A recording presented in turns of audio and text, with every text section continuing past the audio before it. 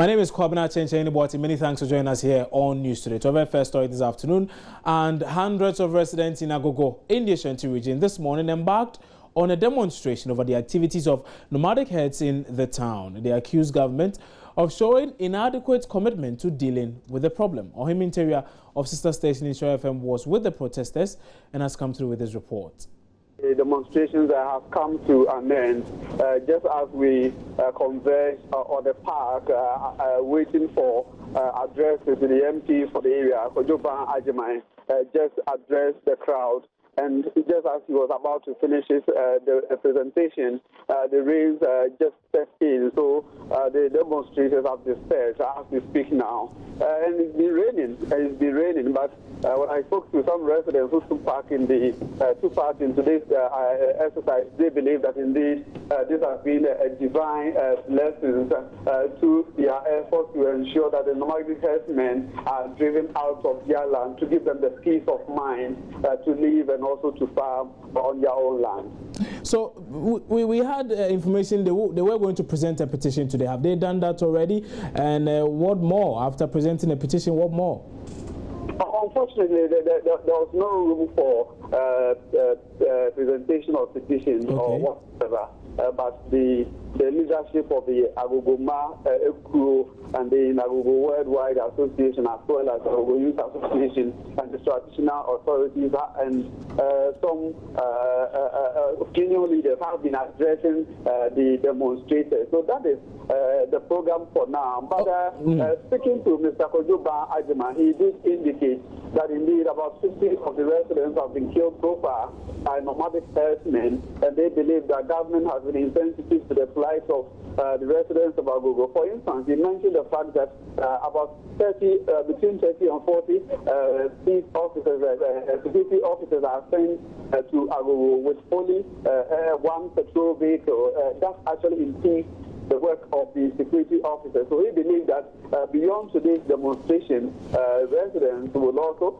visit the president and engage him one-on-one to tell him that if he's not aware of the killings, if not aware of the maimings happening here in Agogo, they want to meet him one-on-one and tell him what has been happening here. And Mr. Usubempa, who is also one of the natives of Agogo, has also been addressing the demonstrators, and he believes that indeed if government, which has a sovereign right to protect a citizen, can't do that, then the citizens should be given the opportunity to protect themselves. And so after the meeting with the president, they expect that they themselves will take the commanding lead in protecting themselves, and that could also lead to chaos in this area. So he believes that indeed the security agencies via the government be up and doing to protect its citizens. Right.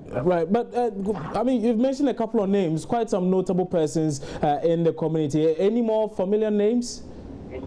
Yes, there are lawyers from this area who were built to address the gathering. For instance, the Nanahima, or the Queen Mother of Agogo, I'm told was part of today's demonstrations, and she was expected to address the crowd, but unfortunately, because of the rain, that part of the program has been postponed. But I still see some residents who are still, in the rain demonstration, that indeed they want to see an end to this menace. And beyond that, I've also seen the clergy, some are in their castles taking part in today's demonstration. So it tells you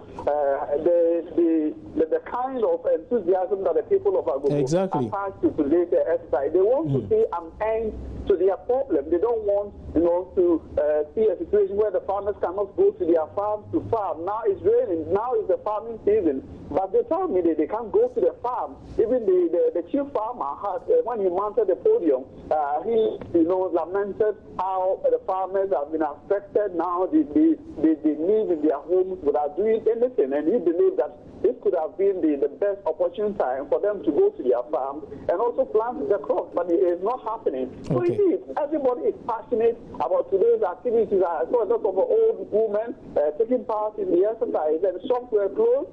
Majority of shops are closed, and all in the streets, all that we see are people clad in red and black attire, red cloth, to signify that indeed they are mourning their situation. They are mourning their departed ones who have been killed by suspected nomadic herdsmen. Right.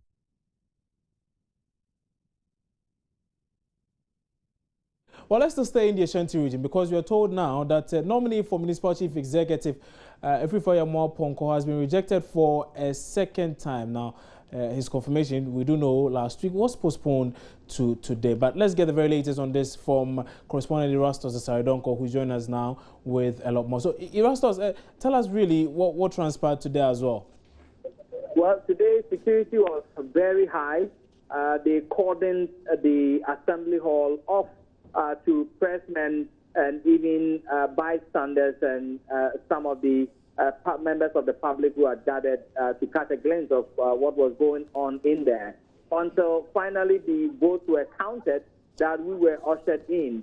And the Electoral Commission announced that out of 68 votes, he was able to get 38 of the members saying yes and 30 of them saying no. And as the law stipulates, he's supposed to get 46 votes to be able to sail through as confirmed MP for Ejiso. So that could not happen today. He was short of 8 votes, and he has been talking to us, and what he is saying is that he believes strongly the NPP is behind his fall, and that he has heard Semaun to me allegedly speaking on radio saying that he will prevent him from getting the nod, and true to his word, 30 of the members who he believes are NPP members did not vote for him, and so he is even considering declining the appointment of the president and perhaps looking at serving the NDC in another capacity. Wow. Erastus, many thanks for that update. We'll be coming back to you on in subsequent bulletins for a lot more on that particular one. But the information being given to us by Ashanti Regional Correspondent Erastus Asaridonko is that Efrifo Ponko, that's the nominated Municipal Chief Executive for the area, has been rejected a second time by the people in that very constituency, and we'll be bringing you a lot more on that later on, like I mentioned earlier, because now we are told that Mr. Yama Ponko says he's even considering declining another nomination from the president. He's hoping to serve the ruling NDC in other capacities. We'll be bringing you a lot more on this a bit later on. But away from that, and hundreds of graduate nurses seeking employment in the country will at the end of this month embark on a nationwide protest over government's failure to create the enabling environment to help them secure jobs. Now, some of the graduates who have been sharing their frustrations on the AM show this morning say they are sick and tired of staying jobless, hence their decision to demonstrate in order to get government to do what is expected of it. We are supposed to be given employment after we have finished our mandatory service. We are supposed to be given employment, and that hasn't been the case with us as at now. We are at home. We have been trained for 3 years. We've done our service for 1 year, and per the bond with the government, immediately we finish, we are supposed to be recruited into the service. And here's the case: we haven't been given that opportunity. We are willing to work. We have been trained, and nobody's mind. Can't you get a job anywhere else? Okay. We are bonded. We can leave this country to anywhere. Some of our colleagues outside the private sector, they could move anywhere within the world to seek for employment. We cannot leave the shores of this country for employment. Isaac, that's a contract that you signed with the government. Is that it? Yes, we have actually signed a bond with the government to serve the government to serve this country and our people for 5 years. And then after 5 years, if we want to serve elsewhere in the world, then we can go there. So what it means is that if we want to go away from this country to serve anywhere, then we have to pay some kind of amount or some money to the government. It will mean that we have breached the contract. When we were in school, where the state sponsored our training, and then we were given allowances while we were in school. So it means that we have to pay back. Yes, there are private hospitals, but looking at we're talking about Accra, and how many private hospitals can absorb all of us? And even with that, I'm not so sure, but the private hospitals, they have some kind of amount they will pay to government if they happen to absorb me. So it is safer going for those who are coming from the private institutions than like compared to coming for me, for them. From that, how many private hospitals are in Upper West? How many of them are in the Upper East? Is that where you're coming from? I'm coming from Upper West. How many of them are there? So if I am trained and I'm at Jaffa, we are talking about congestion in the capital city. I, in particular, mostly have a brother who is a trader. Most I do depend on him, and recently he's also becoming fed up. You get to him, you greet, good morning, and say, how are you, my brother? I'll be with you very soon. And that's it, because you have become a beggar. Currently, if I show you my WhatsApp messages, you'll be surprised. Some of our colleagues, including myself, you'll be roaming, somebody just point a figure. There's a nurse who have been bonded and unemployed. So our name is now Bonded Unemployed Nurses. Let's now head to the Labour Ministry and still stay with issues of graduate unemployment. And graduates of the School of Hygiene this morning, they've been meeting the Employment Minister following weeks of agitations over the lack of jobs. Now, the unemployed graduates have persistently complained about government's failure to place them 5 years after completing their programs of study. Several angry graduates of the school last week picketed at the Ministry of Employment and Labour Relations to demand jobs. They were, however, escorted away after they were promised an intervention by government in the coming days. But we're told that there's been a meeting this morning, like I told you, and the Employment and Labour Relations Minister has been addressing the media after that very meeting. But let's go on to the phone lines now and speak to Prince Jiramadro, who is the spokesperson for the association there, and he's joining us over the phone lines now. So, Mr. Jamadro, good afternoon, and many thanks for your time here on news today. So, can you tell us whether or not you've been able to reach a consensus with government? Thank you very much. As a matter of fact, we have agreed on a memorandum. So, yes, we have agreed on the conditions to work under YEA. So, what are these conditions you've agreed upon? Well, we have agreed on the basis of a condition that within a year, which is taking effect from 1st May, we will be engaged under the YEA, and the deployment will be done by the Ministry for Local Government and Rural Development to the various MMDAs to work as environmental health officers and assistants within that same qualification. Because we have contested so keenly that never are we going to work below our capacity. And it has been re-established there that indeed we'll be engaged as such, and we work within that same capacity. So as I'm speaking with you, agreements have been reached. We work under the YEA for 1 year as environmental health officers and assistants. Yeah. Again, just for purpose of emphasis, when are you to be rolled onto the YEA program exactly? Well, time phase is 1st of 2016. 1st of May. 1st of May 2016. 2016, yeah. So by next month, you should be rolled onto the YEA program. Now, earlier, when the minister proposed such a thing to you, most of your members seemed very disappointed. In fact, they did say that that was not really what they were considering. What happened between that time and now? How come there's been a change of heart, and now you seem to be comfortable with this? Thank you very much. We once had an experience with Better Ghana where we were engaged and used below our capacity. You know, environmental health officers and assistants, we've been trained professionally and to deliver a service. Now, we were engaged by Better Ghana some years back. We were used outside what we've been trained to do. And we were regarded this as SS leavers, which was not really well with us. So when the option of YEA once again came to be, we all protested against the fact that we are not ready to be engaged and be used as such. Now, we brought our conditions, stating clearly that indeed we agreed to do this. They should post us to the various MMD work within our capacity for which we are being trained for, and that was accepted. So I can confidently say that in our memorandum of agreement, it's been established there that they will post us as environmental health officers and assistants and work as such in the district within the specified duration that we've agreed on. Any clauses or conditions to ensure that you really get what you're due?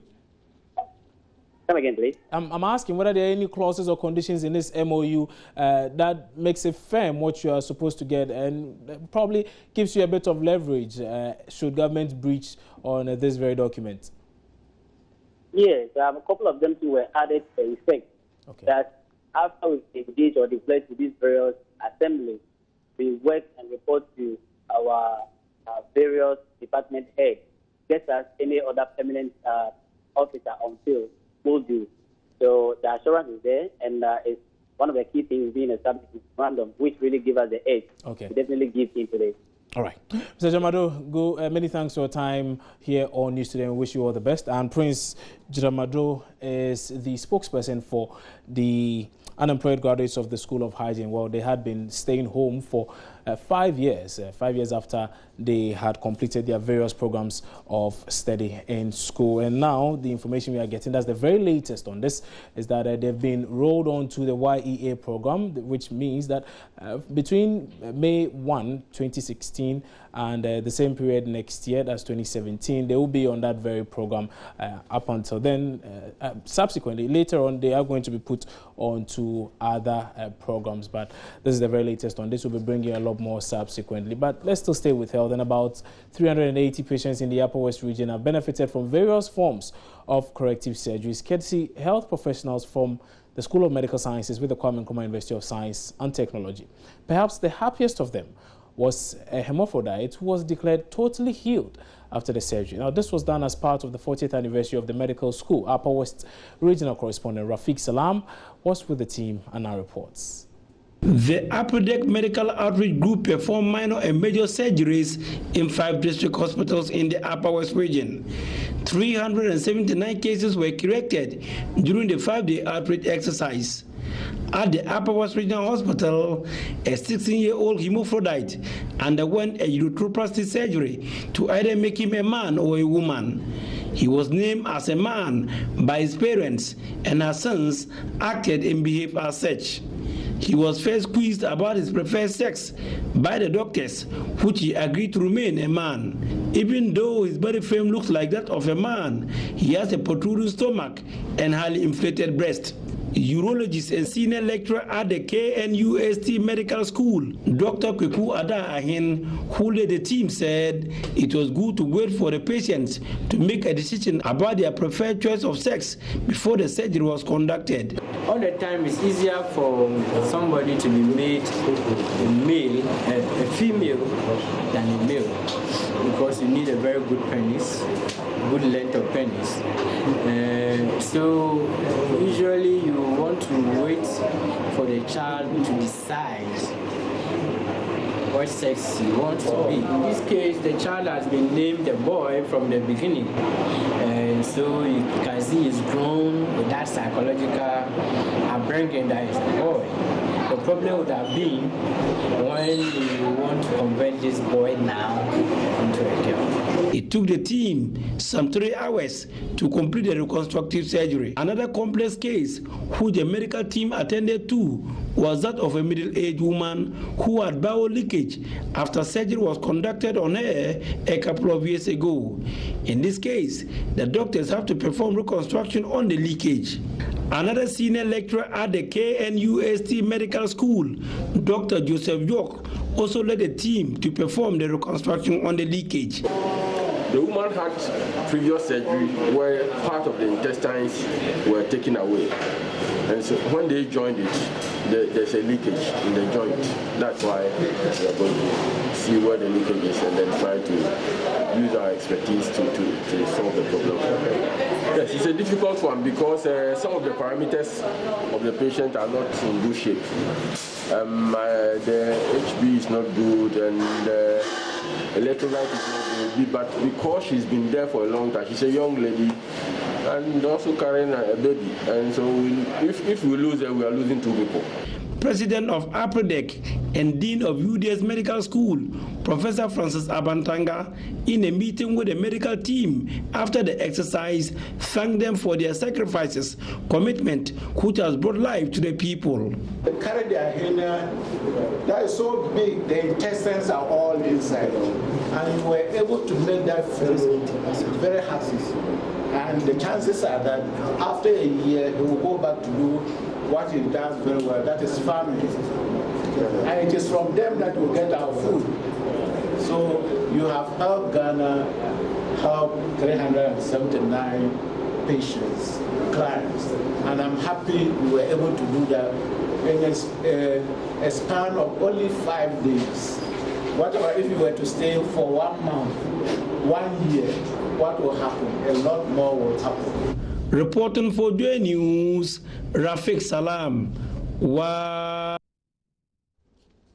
And here in Accra, my name is Kwabena Chenchen. You're still watching News Today here on your Joy News channel on Multi TV. We're taking a break. We'll return shortly with a lot more stories. Don't go away.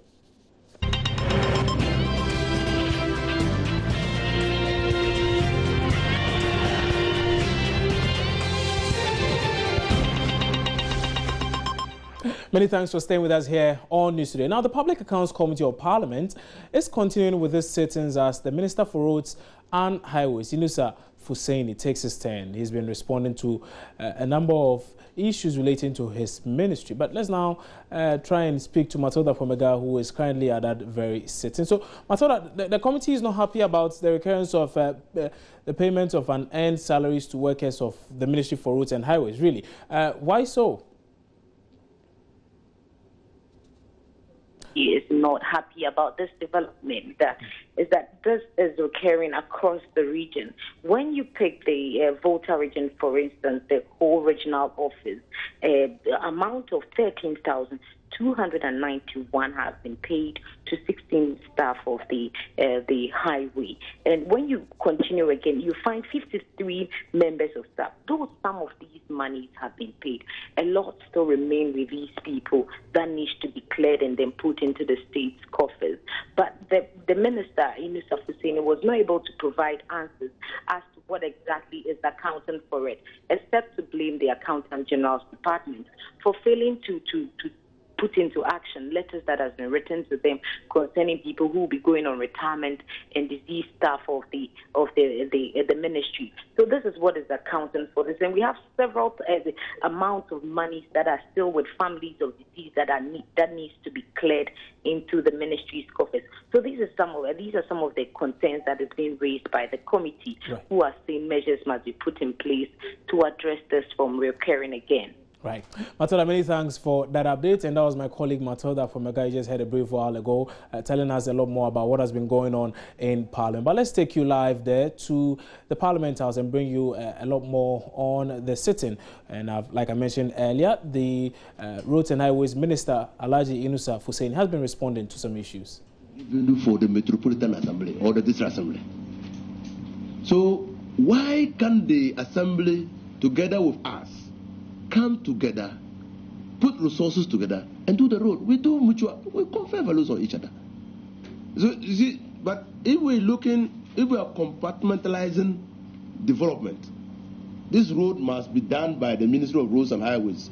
When the Assembly does nothing, when the actual benefit of the construction of the road goes to the Assembly, then it creates a problem. And I say that not for only Etiwa, I say that for all the touristic sites. It's important that, and we have developed a program under feeder roads to do the roads to all touristic sites because they can engender economic development. But we can do it through collaboration with the assemblies and implement the projects as quickly as possible. Thank you, Honourable Minister. Honourable Minister, the feeder roads people, or who owns the school? Training Center Agogo. Which of agencies? We have taken steps, Mr. Chairman, to put the school on its own. It's now virtually a cost center under the Ministry of Roads and Highways. So it's under the main ministry? Under the main ministry. It's okay. There were issues, but it looks like they've all been cleared. Failure to remit withholding taxes. Failure to present a payment voucher valued at 1,000 Ghana for audit. all that has now been cleared by the auditors on ancillary. That has also been done.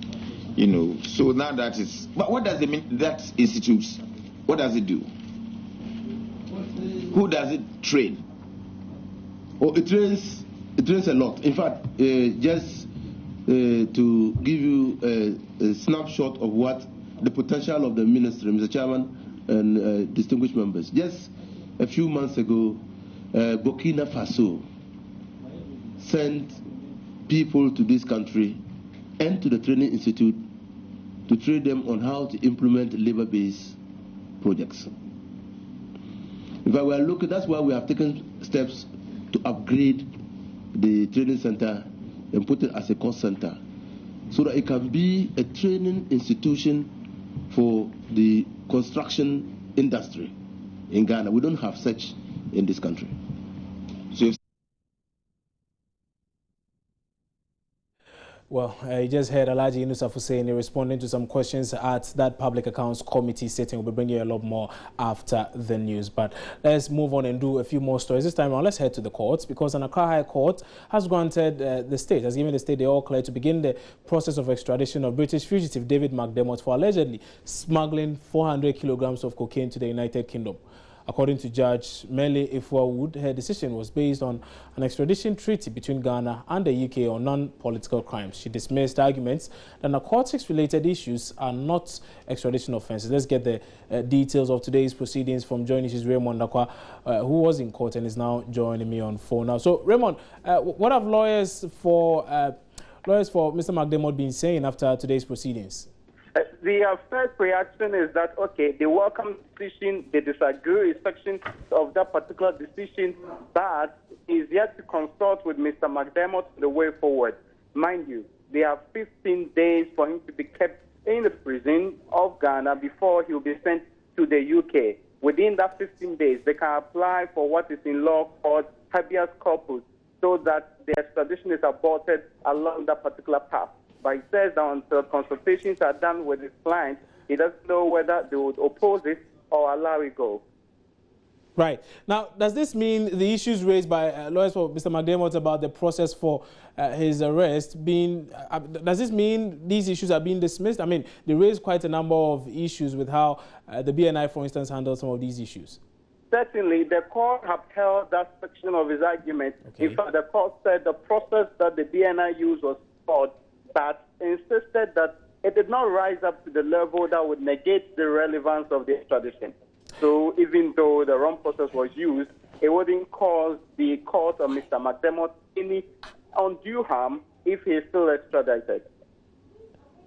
Raymond, we know that away from this very issue, there's also been another case involving the two ex-Guantanamo Bay detainees. We know there was a court action on this. Tell us the latest on that as well. Well, the Supreme Court actually postponed this particular case. The court, we are told, short of one member who is indisposed, so because of ill health, they could not sit on the case. Okay, right. Raymond, many thanks for those updates, and that was Raymond Akwa joining us from the courts with those updates. We're taking another break here on News Today. When we come back, we'll bring you business and then sports, as well as entertainment and some international updates. Stay with us.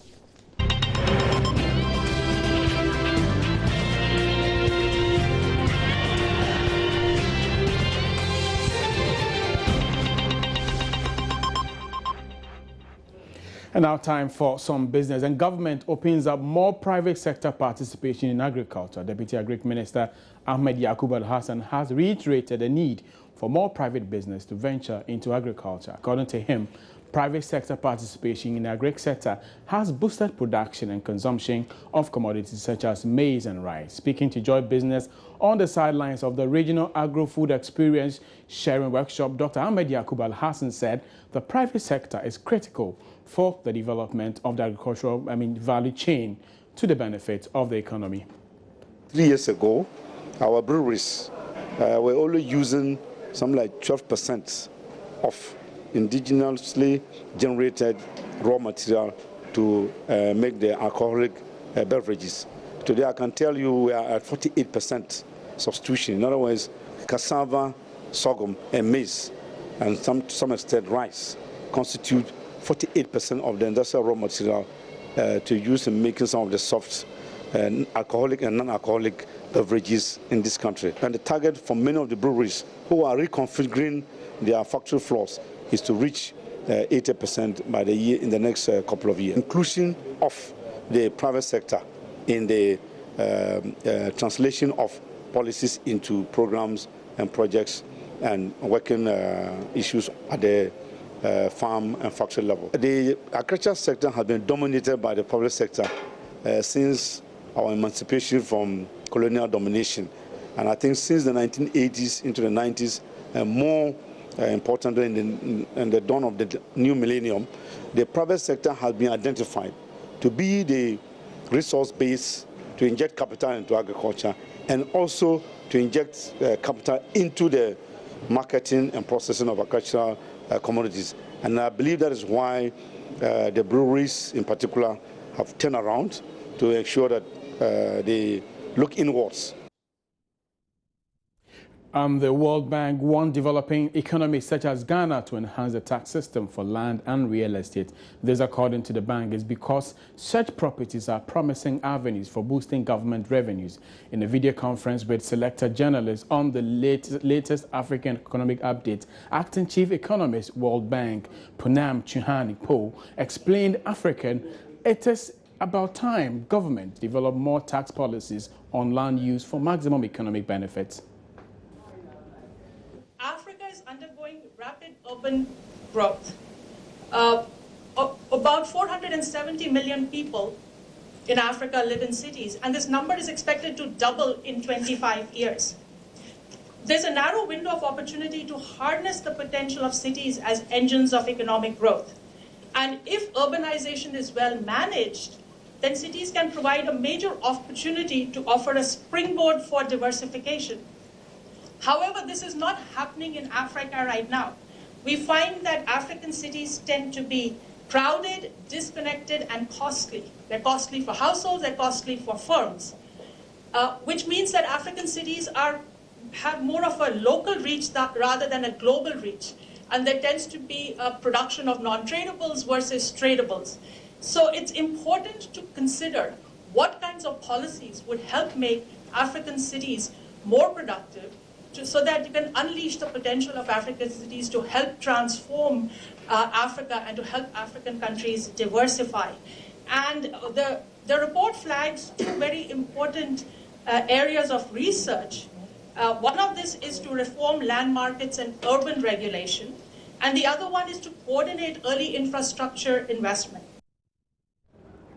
And that was Punam of the World Bank advising Africa as to how to diversify and make more revenue from real estate. That'll be it for business. My name is John Kojo Amwako. But for more, you can join me on the marketplace between 1 and 1:30. More stories. Please stay.